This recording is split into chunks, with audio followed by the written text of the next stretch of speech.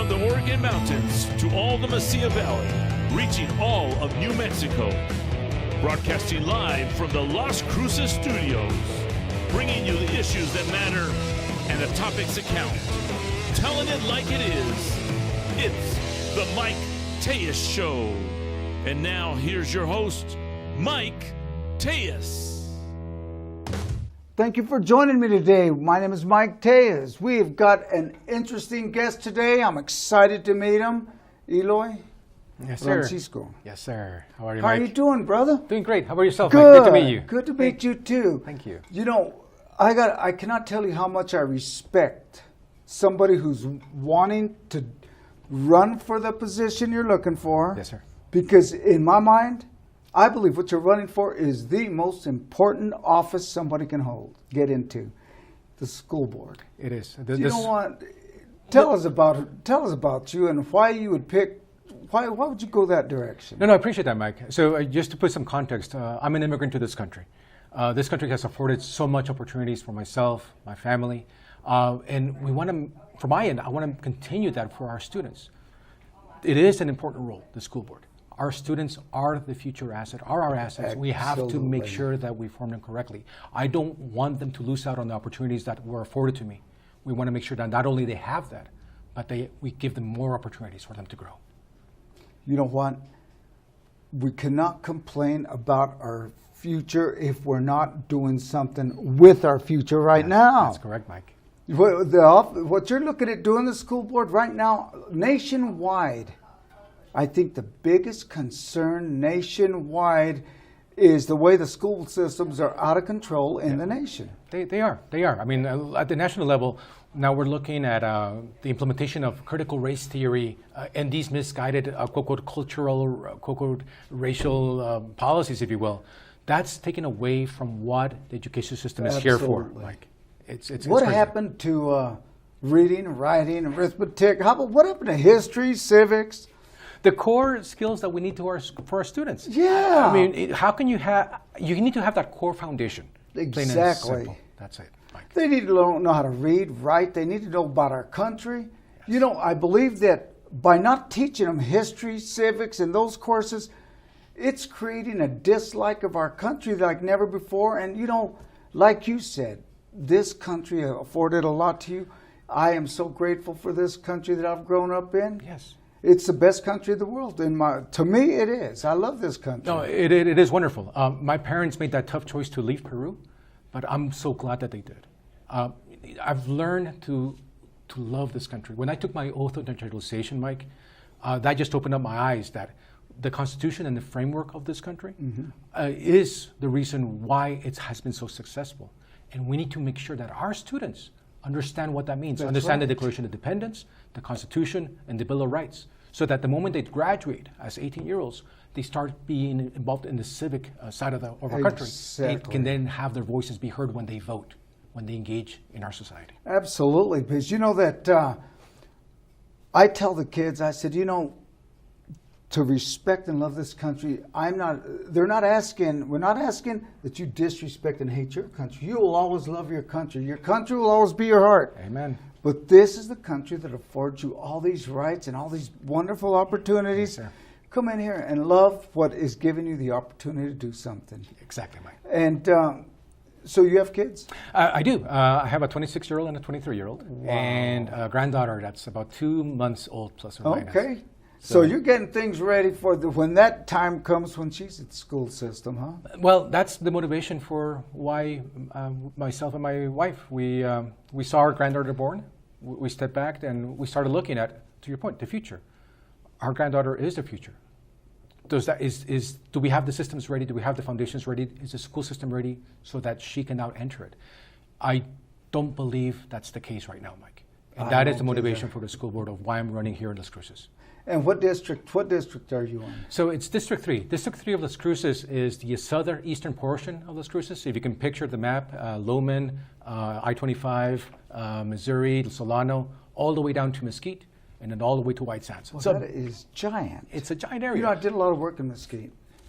Mesquite will appreciate someone like you there in the school board. And what is your background? So for the last 25 years, I've been in the technology sector, in IT, information technology. I am a technologist. I focus on research and development of emerging technologies, where they are today and where they are headed, and focusing on the impact of those technologies that they will have in our society, in the industries, in our society, in our schools, and what have you. Mike, this last 18 months, we've seen that impact. All of a sudden, the shift that we accelerated to work from home, do these virtual meetings and whatnot. 3 years ago, there was a lot of research in the technology fields about, hey, we need to start preparing ourselves for what that looks like. We saw it. The reports have come back in that we're not ready for this.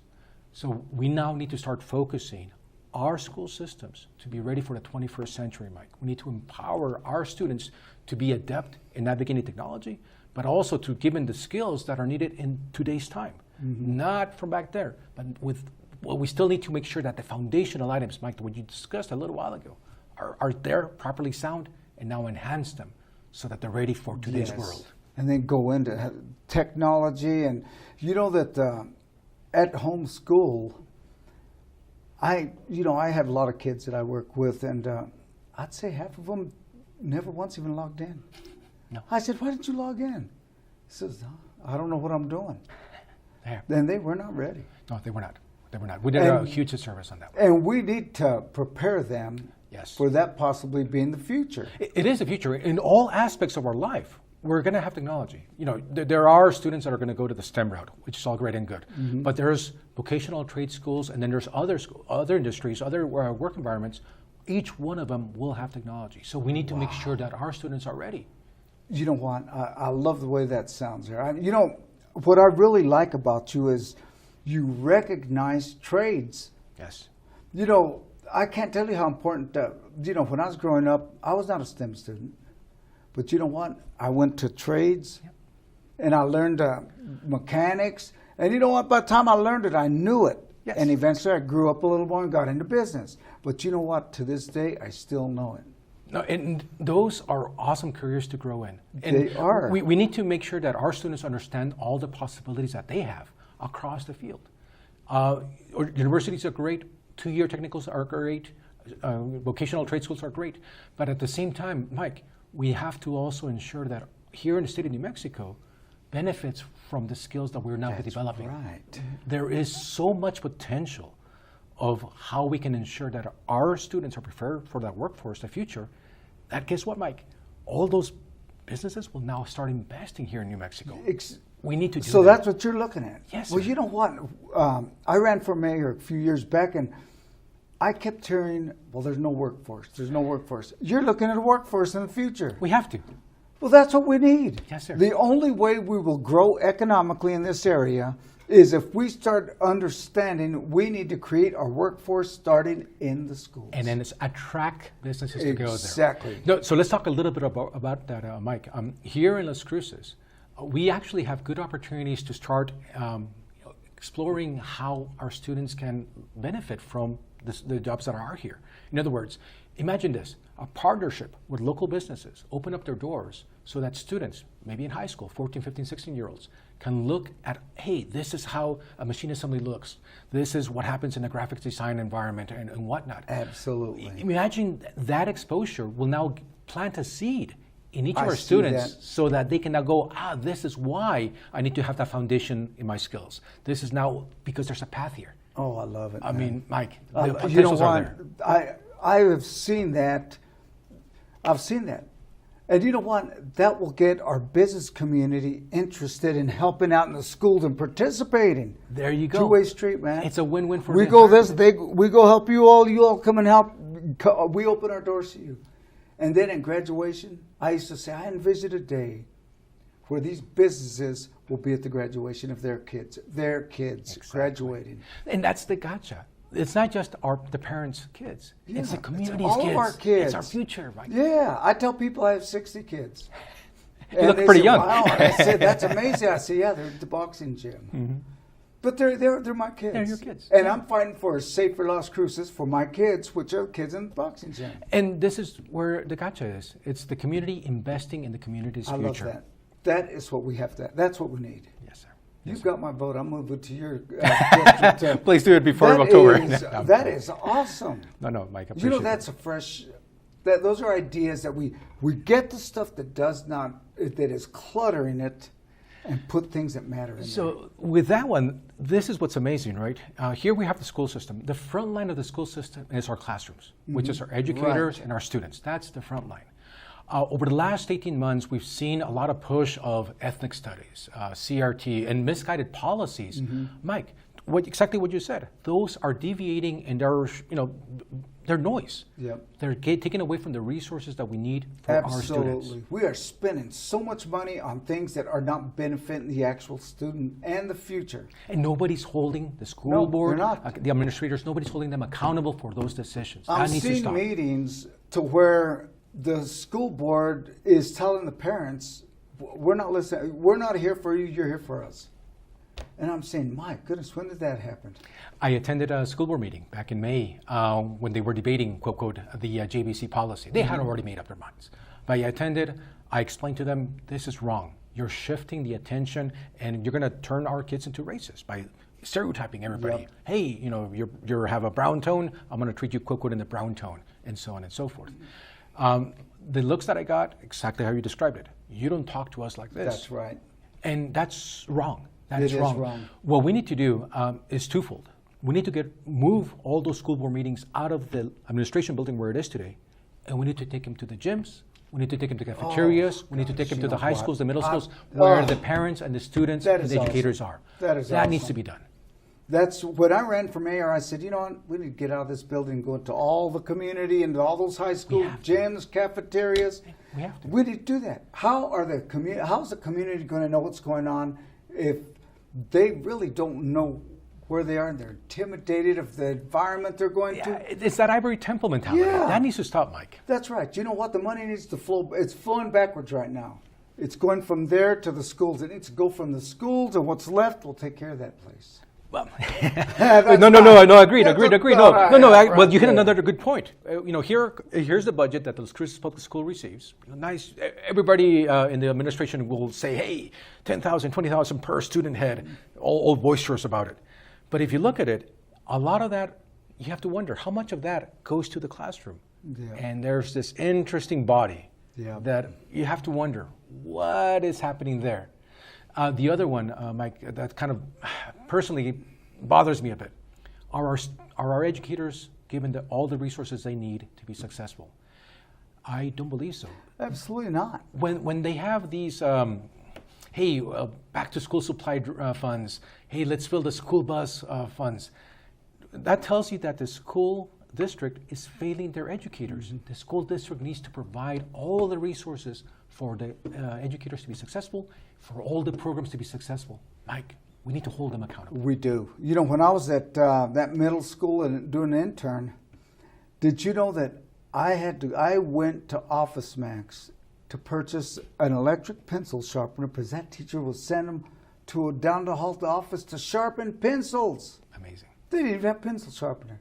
Then they had a technology program, but they didn't have the technology there they couldn't do any of the projects because they didn't have any of it. No, I hear you. And they said, we're trying to build these little cars, but we don't have the money to get the cars, so we're take one and they're drawn. I says, how much are those cars? And how much are they?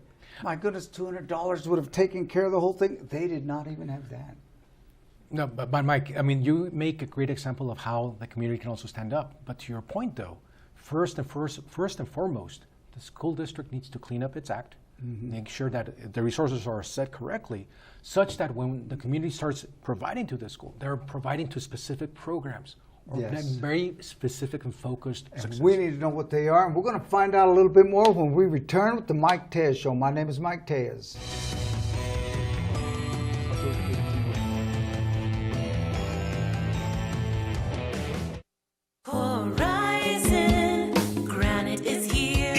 Horizon Granite is here. We'll come to you to customize your kitchen and bathroom with beautiful countertops and cabinets. Find out more at horizongranite.com. Call us at 575-650-3180. Horizon Granite is here. It's here. Make yourself a beautiful home.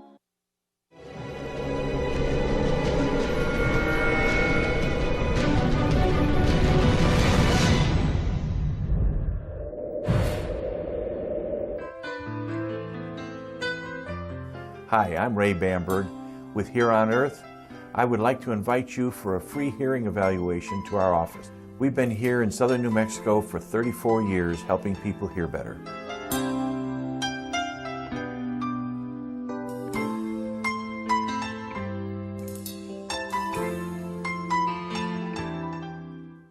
If we want to improve America's healthcare system, let's start by improving the health of Americans.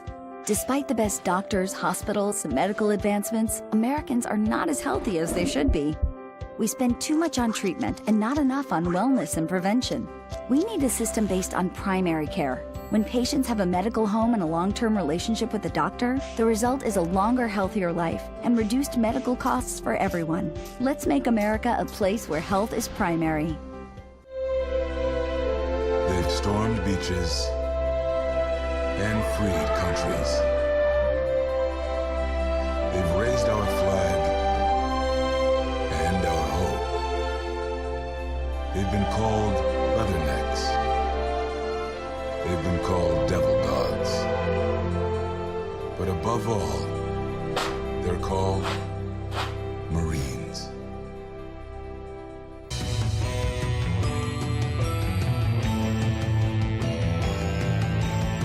Back with the Mike Tellez Show. My name is Mike Tellez, and I'm telling you what, we are having a fantastic discussion right here.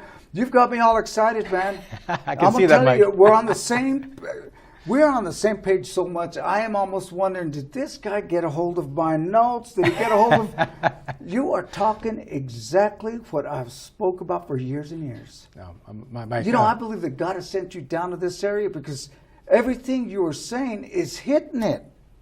No, Mike, it's everything, right? From my perspective, I see the accountability issue that needs to be addressed. We also need to address the student preparedness issue, make sure that our students are ready for the future. We need to have pride in our country. We need to instill that pride into our students. We need to ensure that they're also ready from a financial perspective, financial literacy.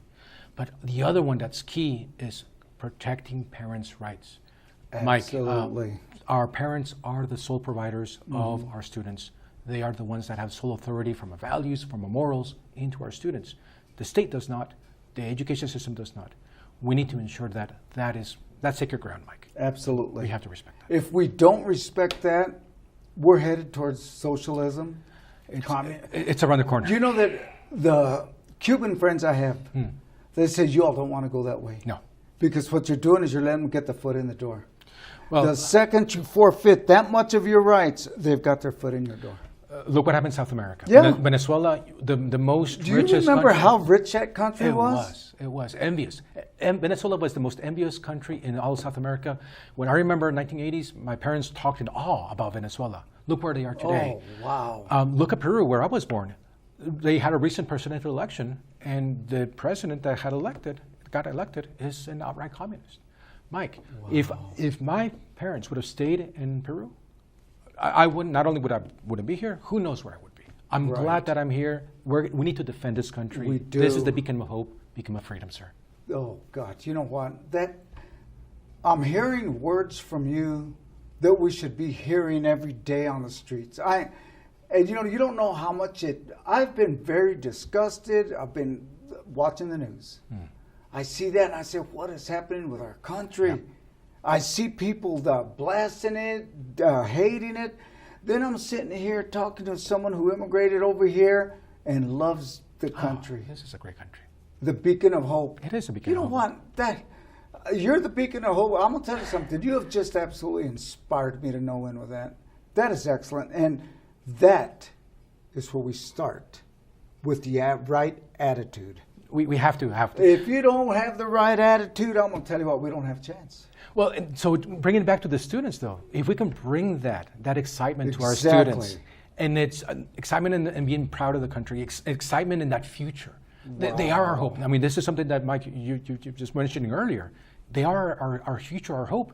We need to encourage them so that they themselves can go, oh, you know what? Mom, Dad, I am your future. Mom, Dad, I'm going to do this right. If you remember when you were a young kid, just like myself, I think we shared a little bit about this offline.